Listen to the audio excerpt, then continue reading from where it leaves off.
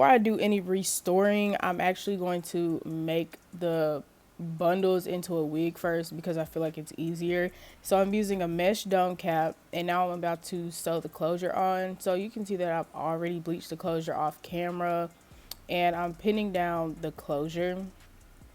I use 4 T-pins, and I make sure I stretch the closure pretty tight to where when I start sewing, it'll already be, in that position. So I'm gonna just let y'all know right now, this is not a tutorial, but if y'all do want a how to make a closure wig tutorial, I will gladly do so, even though there's like a ton out there. Y'all might want one from me, I guess. So I'm just sewing the closure on. I put the needle through the cap and then through the closure, and then I kind of twirl the thread around my fingers, and then that creates a knot. And then I put the needle through, and then I pull it tight so the closure isn't loose.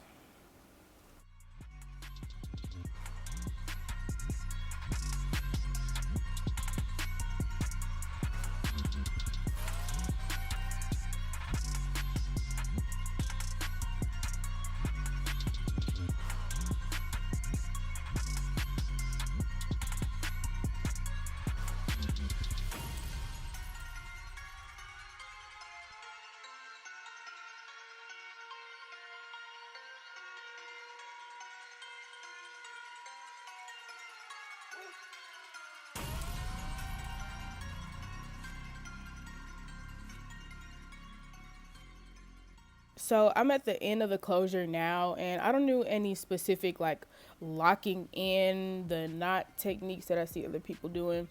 I just kind of do the same thing, and I just make multiple knots at the end of the closure. Then I cut off the thread. So now I'm about to sew on my bundles. I use the same technique that I used to sew on my bundles that I used to sew on the closure. Put the I put the needle through the cap, or I put it through the track, and then I twirl the thread around my fingers like 3 times. I put it through, and then I create my knot.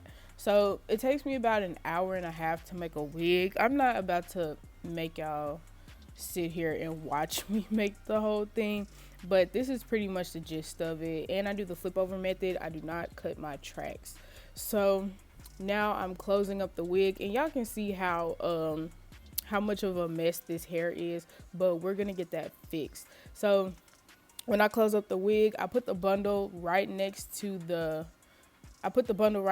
closure, and then I put the needle, I feed the needle through the cap, through the track, then through the closure, and then I make my knot. This ensures that your closure is going to be secure because it is attached to a bundle.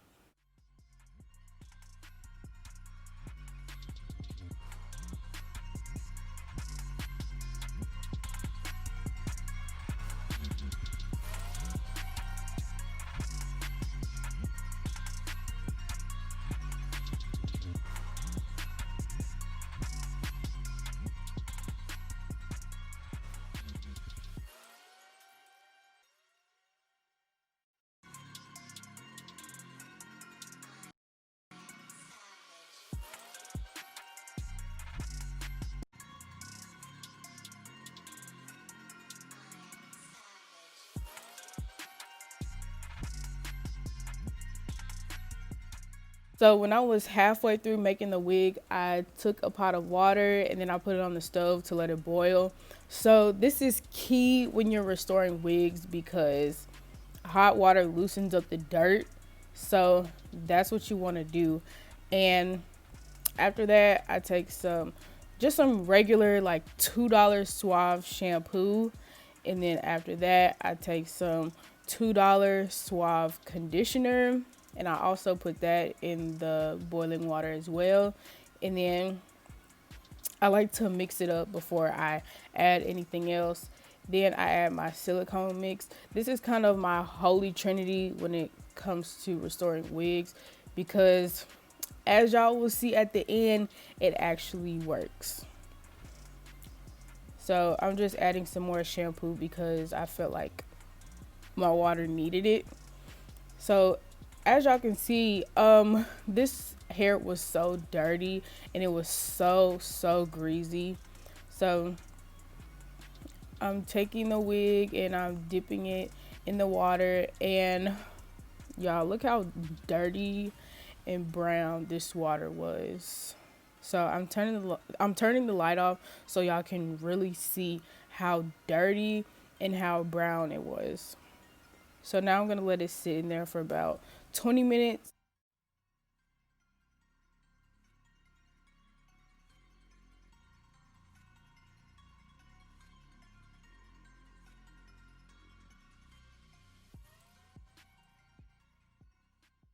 After I let the wig sit in the concoction for about 20 minutes, I use that same Suave strawberry whatever it is conditioner to wash out the excess dirt.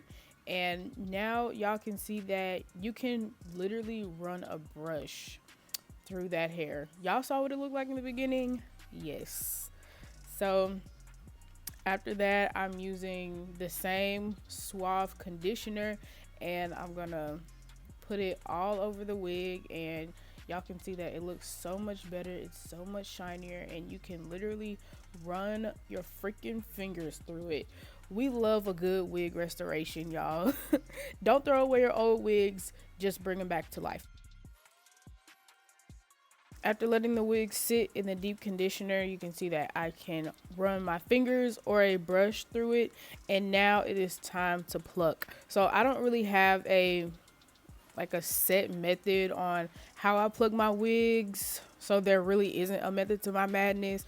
I just kind of pluck until I see it thin out, but there's one part where I kind of plucked it a little bit too much. But other than that, like I said, I do not have a definite method on how I pluck my closures, how I pluck my frontals. I just kind of feel it out. If I want to pluck some more, I'm gonna pluck some more. If I want to leave it like that, then I'll just leave it like that. I wish I could give y'all a tutorial, but I just kind of, if it looks good, if it looks like a scalp, if it looks like it's growing out of my mannequin's head, then I will leave it like that.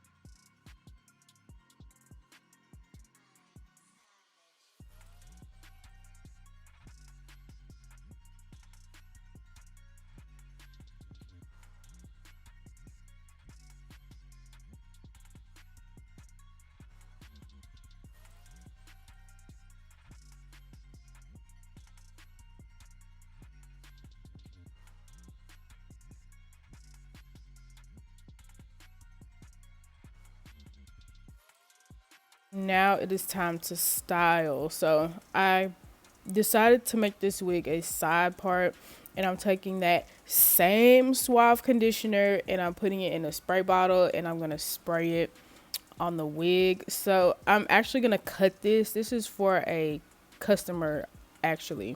So she says she wanted shoulder length. So I'm going to spray that conditioner on there and brush it out before I cut it.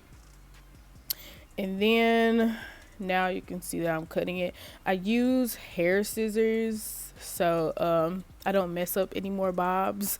I don't have, like I said, I don't have a method for cutting them either. I just kind of, I cut it, I cut one piece to the length that I want, and then I cut the rest like that. But if you want to cut something, if you want to cut a wig, do not use kitchen scissors. Don't use Fiskars.